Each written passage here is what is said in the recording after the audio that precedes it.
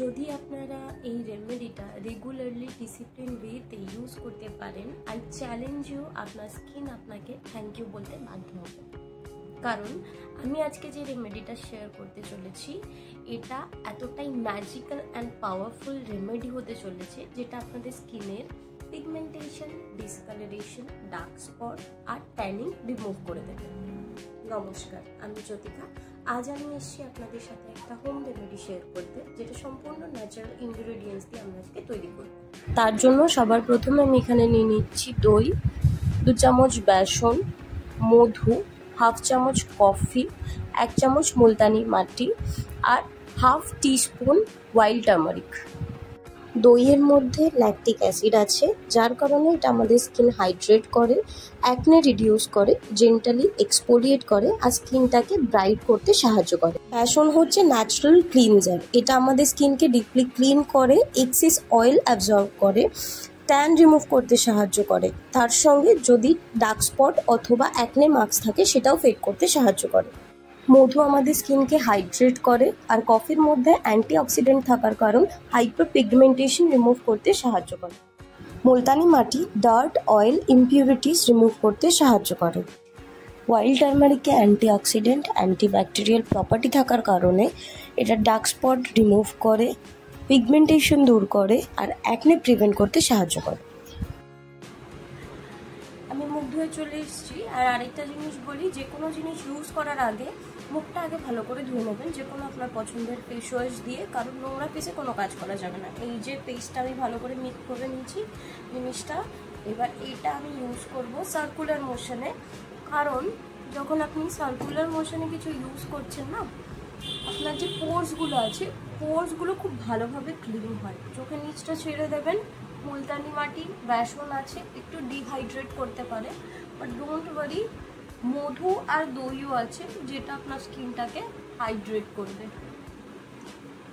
আমরা চোখের নিচটা দেবো, যখন এটা শুকিয়ে যাওয়ার পর মুখটা ধুতে যাব তখন একবার চোখটা ধুয়ে দেবো সার্কুলার মোশনে ভালো করে। কপালে,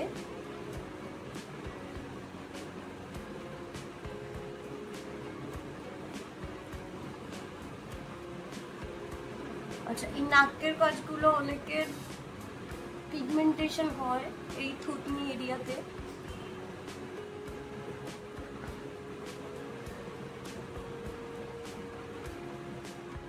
জিরো প্রেশার, কোনো প্রেশার হবে না, আমি জাস্ট সার্কুলার মোশনে এটা ইউজ করছি।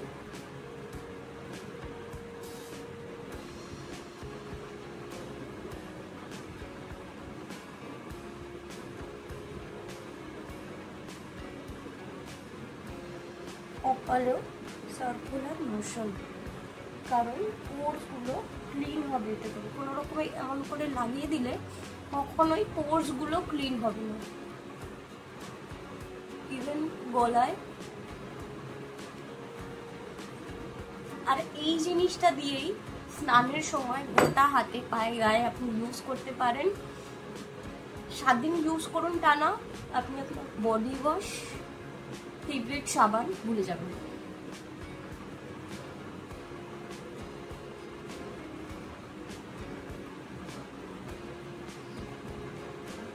ভালো করে সার্কুলার মোশনে সময় নিয়ে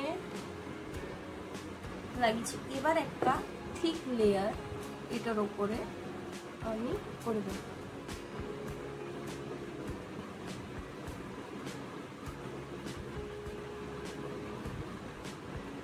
ভালো করে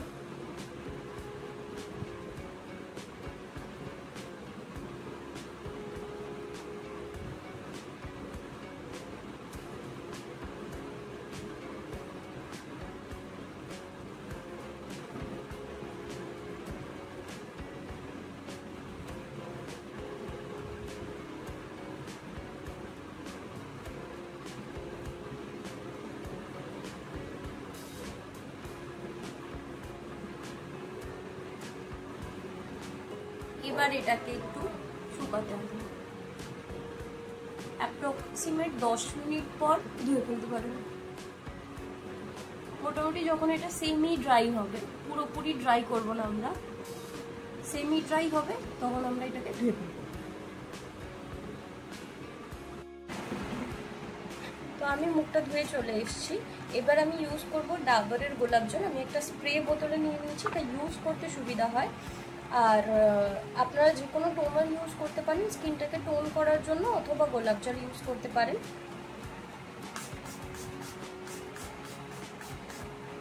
আচ্ছা, এবার এটাকে ন্যাচারালি অ্যাবজর্ব হতে দিন, তারপর খুব ভালো একটা ময়শ্চারাইজার ইউজ করবেন। আর যদি পুরো প্রসেসটা দিনের বেলায় করছেন তাহলে ময়শ্চারাইজেশনের পরে সানস্ক্রিন মাস্ট, আর যদি রাতের বেলা প্রসেসটা করছেন তাহলে সানস্ক্রিনের দরকার নেই। গ্লোটা দেখতে পাচ্ছেন?